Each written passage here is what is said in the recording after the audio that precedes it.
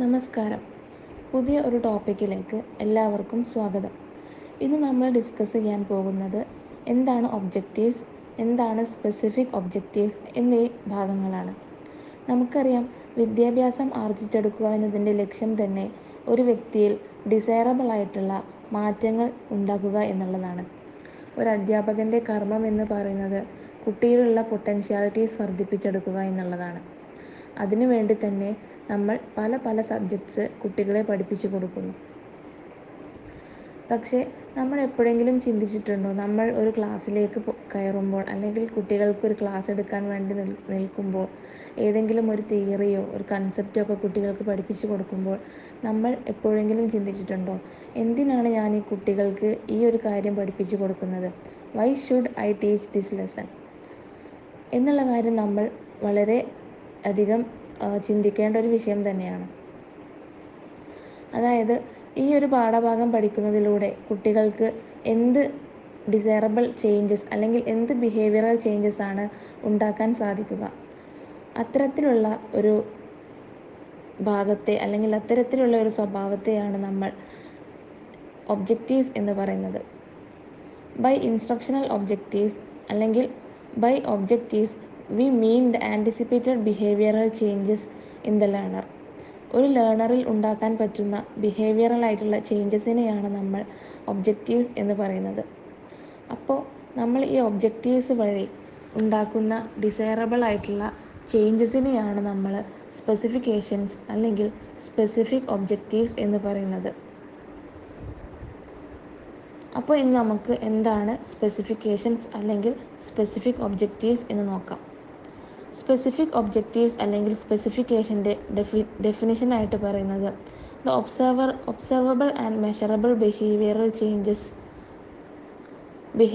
Changes as A result of realising an objective is termed as specific objectives or specifications.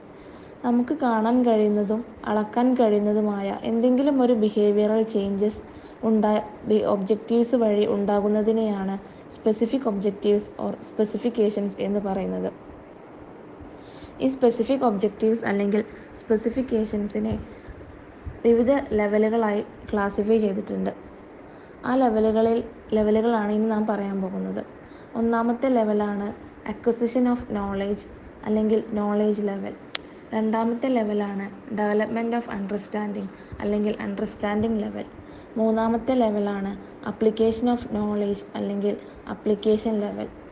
നാലാമത്തെ ലെവലാണ് development of skill അല്ലെങ്കിൽ skill level. അഞ്ചാമത്തെ ലെവലാണ് development of interest അല്ലെങ്കിൽ interest level. ആറാമത്തെ level development of attitude അല്ലെങ്കിൽ attitude level. ഏഴാമത്തെ ലെവലായിട്ട് പറയുന്നത് ഡെവലപ്മെൻറ്റ് ഓഫ് അപ്രീസിയേഷൻ അല്ലെങ്കിൽ അപ്രീസിയേഷൻ ലെവൽ.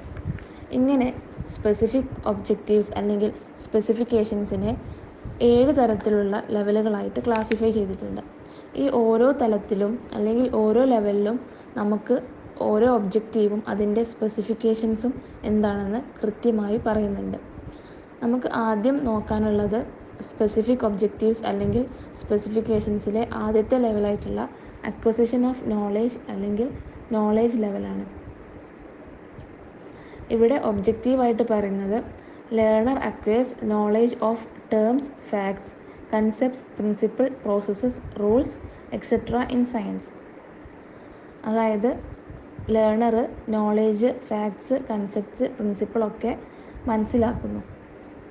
അതിൻ്റെ സ്പെസിഫിക്കേഷൻസ് അല്ലെങ്കിൽ അതുവഴി ഉണ്ടാകുന്ന ബിഹേവിയറൽ ചേഞ്ച് എന്ന് പറയുന്നത് ലേണർക്ക് ആ ഒരു ടേമോ അല്ലെങ്കിൽ അതിലുള്ള കൺസെപ്റ്റൊക്കെ റീകോൾ ചെയ്യാൻ പറ്റുന്നു, റെക്കഗ്നൈസ് ചെയ്യാൻ പറ്റുന്നു എന്നുള്ളതാണ്. അപ്പോൾ നമ്മൾ ഓരോ ലെവലിലും പറയുന്നത് ഓരോ ലെവലിൻ്റെയും ഒബ്ജക്റ്റീവ് എന്താണ്, അതിൻ്റെ സ്പെസിഫിക്കേഷൻസ് എന്താണ് എന്നുള്ളതാണ്. അപ്പോൾ നമ്മൾ അക്വസിഷൻ ഓഫ് നോളേജ് അല്ലെങ്കിൽ നോളേജ് ലെവൽ ഒന്നാമത്തേത് കഴിഞ്ഞു. ഇനി നമ്മൾ പറയാൻ പോകുന്നത് രണ്ടാമത്തെ ലെവലായിട്ടുള്ള ഡെവലപ്മെൻറ്റ് ഓഫ് അണ്ടർസ്റ്റാൻഡിങ് അല്ലെങ്കിൽ അണ്ടർസ്റ്റാൻഡിങ് ലെവൽ എന്നുള്ളതാണ്. അവിടെ ഒബ്ജക്റ്റീവ് എന്താണെന്ന് വെച്ചാൽ learner develops understanding of terms, facts, concepts, principle, processes, rules etcetera. Learner മനസ്സിലാക്കുകയാണ് എന്താണ് ഈ കൺസെപ്റ്റും ഫാക്റ്റും പ്രിൻസിപ്പിളൊക്കെ എന്താണെന്ന് ലേണർ ഉൾക്കൊണ്ട് മനസ്സിലാക്കുകയാണ് ചെയ്യുന്നത്. ഇവിടെ സ്പെസിഫിക്കേഷൻസ് അതുവഴി ഉണ്ടാകുന്ന ചേഞ്ചസ് എന്താണ് ലേണറിൽ ലേണർക്ക് ഡിസ്ക്രൈബ് ചെയ്യാൻ പറ്റുന്നു. ഈ ഫിനോമിന എന്താണെന്ന് ഡിസ്ക്രൈബ് ചെയ്യാൻ പറ്റുന്നു. He can define the concept, identify relations between concepts, facts. അതുപോലെ തന്നെ he can states reasons on the basis of similarities. He can distinguishes related concepts, explain concepts, give on example, interpret situations, summarizes details. അങ്ങനെ കുറേ കാര്യങ്ങൾ specifications ആയിട്ട് നമ്മുടെ ശിവരാജൻ സാറിൻ്റെ ടെക്സ്റ്റിലൊക്കെ പറയുന്നുണ്ട്. അപ്പോൾ നമ്മൾ രണ്ടാമത്തെ ലെവലായിട്ടുള്ള ഡെവലപ്മെൻറ്റ് ഓഫ് അണ്ടർസ്റ്റാൻഡിങ് അല്ലെങ്കിൽ അണ്ടർസ്റ്റാൻഡിങ് ലെവൽ എന്താണെന്ന് മനസ്സിലാക്കി. ഇനി മൂന്നാമത്തെ ലെവലാണ് അപ്ലിക്കേഷൻ ഓഫ് നോളേജ് അല്ലെങ്കിൽ അപ്ലിക്കേഷൻ ലെവൽ എന്ന് പറയുന്നത്. ഇവിടുത്തെ ഒബ്ജക്റ്റീവായിട്ട് പറയുന്നത് learner applies the acquired knowledge and understanding to unfamiliar situations. നമ്മൾ മനസ്സിലാക്കിയ കാര്യങ്ങൾ വെച്ചിട്ട് ലേണർക്ക് ഇത് അൺഫെമിലിയർ ആയിട്ടുള്ള സിറ്റുവേഷൻസിനോട്ട് കണക്ട് ചെയ്യാൻ പറ്റുന്നു. അതിൽ വഴി ഉണ്ടാകുന്ന സ്പെസിഫിക്കേഷൻസ് എന്താണ്, അല്ലെങ്കിൽ ബിഹേവിയറൽ ചേഞ്ചസ് എന്താണ് ലേണറിൽ? He can analyse the complex situations, he can verifies conclusions, results, he can interpret relations, draws inference from analysed data എന്നുള്ള കാര്യങ്ങളൊക്കെയാണ് അതിലെ സ്പെസിഫിക്കേഷൻസ് ആയിട്ട് വരുന്നത്. നമ്മുടെ അടുത്ത നാലാമത്തെ ലെവലാണ് ഡെവലപ്മെൻറ്റ് ഓഫ് സ്കിൽ അല്ലെങ്കിൽ സ്കിൽ ലെവൽ എന്ന് പറയുന്നത്. അവിടുത്തെ ഒബ്ജക്റ്റീവായിട്ട് പറയുന്നത് learner acquires practical skill in A particular area of science. അവിടുത്തെ സ്പെസിഫിക്കേഷൻസ് അല്ലെങ്കിൽ ആ ഒരു ഒബ്ജക്റ്റീവ് വഴി ലേണർക്ക് ഉണ്ടായ മാറ്റം എന്ന് പറയുന്നത് he can draw chart, table, formats, graphs, etc. He can translate data from one form to another, solves the given problem with speed and accuracy, prepare models, different types of material. അങ്ങനെയുള്ള specifications ആണ് അതിൽ വരുന്നത്. അഞ്ചാമത്തെ നമ്മുടെ ലെവലാണ് development of interest level. അവിടുത്തെ objective എന്ന് പറയുന്നത് ലേണർക്ക് ഈ ഒരു സയൻസ് പഠിക്കുന്നതിലൂടെയുള്ള ഇൻട്രസ്റ്റ് വർദ്ധിപ്പിക്കുന്നു എന്നുള്ളതാണ്. അല്ലെങ്കിൽ ആ ഒരു സയൻസ് സബ്ജക്റ്റിലെ വേരിയസ് ആസ്പെക്ട്സ് മനസ്സിലാക്കാൻ സാധിക്കുന്നു എന്നുള്ളതാണ്. അവിടുത്തെ സ്പെസിഫിക്കേഷൻ എന്ന് പറയുന്നത് വോളണ്ടറി സ്റ്റഡീസ് എൻഹാൻസ് ചെയ്യിപ്പിക്കുന്നു കുട്ടികളിൽ. Spend leisure time in various activities, closely observe scientific processes, discuss and readily communicate various aspects concerning scientific issues. അങ്ങനെയുള്ള കാര്യങ്ങളാണ് അതിലെ സ്പെസിഫിക്കേഷൻസ് ആയിട്ട് വരുന്നത്. നമ്മുടെ ആറാമത്തെ ലെവലാണ് ഡെവലപ്മെൻറ്റ് ഓഫ് ആറ്റിറ്റ്യൂഡ് അല്ലെങ്കിൽ ആറ്റിറ്റ്യൂഡ് ലെവൽ എന്ന് പറയുന്നത്. അവിടുത്തെ ഒബ്ജക്റ്റീവായിട്ട് പറയുന്നത് learner develops desirable positive attitude towards issues related to science.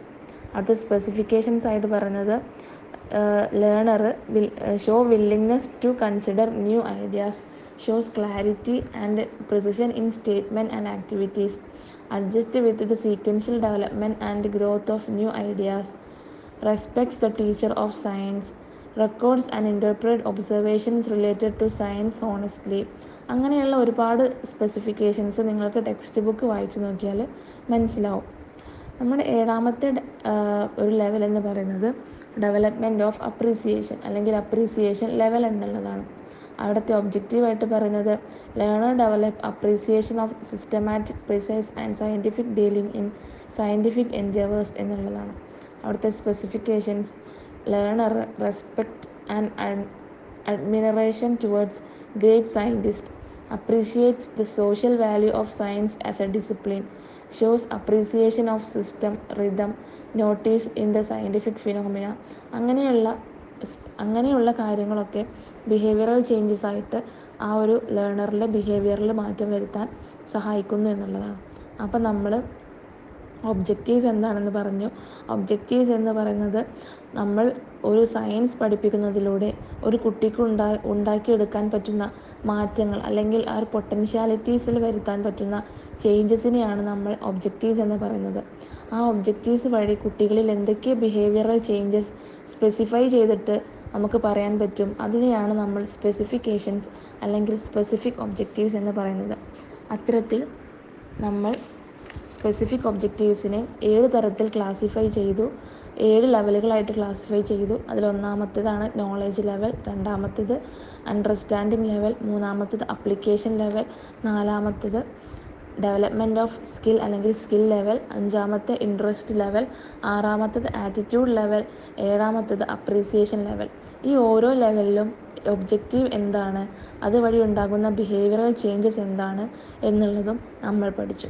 അത്തരം കാര്യങ്ങളാണ് ഒബ്ജക്റ്റീവ്സ് ആൻഡ് സ്പെസിഫിക് ഒബ്ജക്റ്റീവ്സ് എന്നുള്ള പാഠഭാഗത്ത് വരുന്നത്. Thank you.